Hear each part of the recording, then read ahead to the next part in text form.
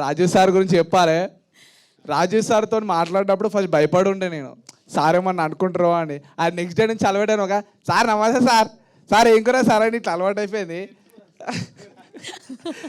నిజంగా thank you so much sir. నిజంగా నీకు చెప్తున్నా, లవ్ స్టోరీ సినిమాలు చూసిన తర్వాత మీరు యాక్ట్ చేసిర్రు, అంతా జీవించిన తర్వాత నేను అనుకున్నా సార్తో వర్క్ చేయాలని, కానీ హోమ్ టౌన్ వల్ల అయింది సార్. నిజంగా చాలా సంతోషం వేసింది సార్ మీ గురించి మీతో వర్క్ చేసినందుకు.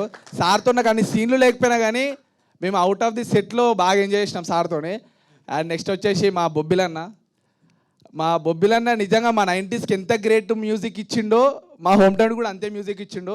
అందరు 5th ఎపిసోడ్ ఖచ్చితంగా చూడండి. 5th ఎపిసోడ్లో తెలుస్తుంది సురేష్ బొబ్బిల్ అంటే ఏందో. సురేష్ బొబ్బిల్ మాస్ చూస్తారు మీరైతే.